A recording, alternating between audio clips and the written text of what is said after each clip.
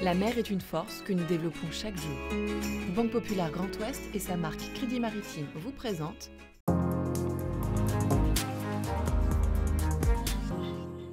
Bonjour à toutes et à tous et bienvenue dans ce nouvel épisode de ma planète bleue. Énergie Observer est rentré à Saint-Malo. Après 7 ans d'odyssée autour du monde, c'est l'heure du bilan. Les Assises nationales de la pêche se sont déroulées à Lorient fin juin. Cette année, l'accent était mis sur la consommation des Français. À l'agenda, bientôt l'ouverture d'un espace enfant métamorphosé à Océanopolis. Énergie Observer est de retour à Saint-Malo après 7 ans de navigation dans tous les océans du monde. Malgré la pluie, ils sont venus l'accueillir, accompagnés par l'Étoile du Roi. Tous ont participé à l'aventure. Oh, nettoyage, peinture, affiches, tout. Électricité, on a tout fait.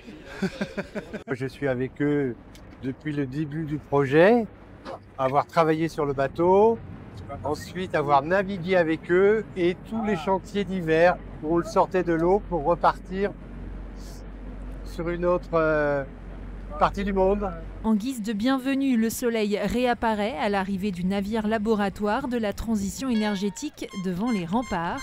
Sur les quais, 500 personnes présentes. Sarah Conti avait 2 de ses enfants et son gendre à bord. Il y a eu le Covid où ils étaient isolés pendant plusieurs semaines d'affilée à traverser l'Atlantique.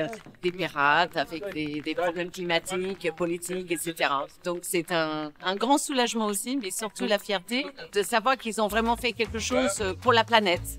À bord d'Énergie Observer, un mix d'énergie renouvelable entre propulsion vélique et production d'hydrogène, testé dans toutes les conditions de navigation. Après 68 000 nautiques parcourus, 50 pays traversés et 101 escales, vient l'heure du bilan. C'est pas rien de ce genre de défi technologique. Le bateau, il est extrêmement innovant et on a fait avancer les choses comme on a pu. Et par contre, on voit que le chemin, il est extrêmement long, il est complexe pour décarboner notre monde. Donc, on va pas s'arrêter là. Car l'aventure continue, de nouveaux projets se profilent à l'horizon 2025-2030. Un volet industriel avec le Energy Observer 2 et un nouveau volet de recherche scientifique autour de la décarbonation avec le Energy Observer 3. Un observatoire de l'énergie va également être implanté à Saint-Malo. En attendant, Energy Observer va bientôt quitter les quais malouins pour les quais de la Seine à l'occasion des Jeux Olympiques de Paris. Les Assises nationales de la pêche et des produits de la mer se sont déroulées à Lorient fin juin. 600 participants se sont réunis au Palais des Congrès pour aborder les enjeux d'avenir pour la filière. La décarbonation, le recrutement, les questions environnementales, les difficultés économiques et la diversité de la pêche française étaient au cœur des échanges. En France, ce n'est pas une pêche, il y a des pêches. Et justement, la force aussi de la pêche française, mais aussi sa difficulté, ce ne sont pas des pêcheries monospécifiques. On est sur des pêcheries multispécifiques, sur des tailles de navires différentes, avec des activités différentes les unes des autres, et qu'aujourd'hui, le Brexit crée aussi des problèmes de cohabitation entre flottilles. Tout ça, ça doit se gérer.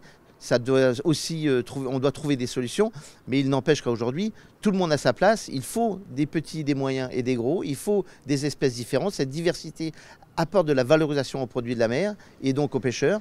Et donc, il n'y a pas d'opposabilité, mais de la complémentarité entre eux.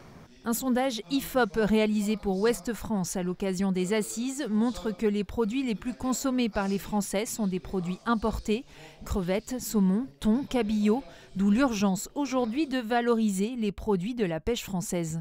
Il faut vraiment travailler sur comment ces habitudes de consommation peuvent être transformées, réconcilier le consommateur avec un produit de la mer qui est un produit frais, de qualité, et véritablement l'imposer dans l'assiette des Français. Donc ça, c'est vraiment l'enjeu d'aujourd'hui, c'est l'enjeu de ces assises, dans un contexte qui évidemment est un contexte difficile pour la filière, mais si on arrive à retourner vers le consommateur, on arrivera aussi à restaurer cette confiance et à redonner de l'espoir à la filière. Nous, en tout cas, État, administration, nous sommes aux côtés de la filière, nous croyons dans son avenir et je pense que c'est aussi un message positif que nous souhaitons adresser aujourd'hui. L'an prochain, les assises se dérouleront à Boulogne-sur-Mer. Dans l'agenda, ne manquez pas Lorient Océan du 27 au 30 juin, le grand rendez-vous maritime de la ville aux 6 ports.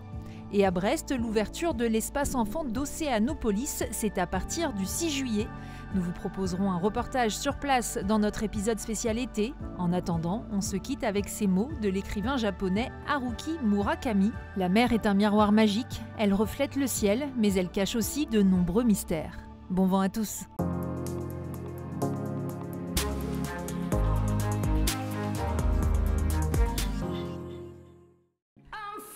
La mer est une force que nous développons chaque jour.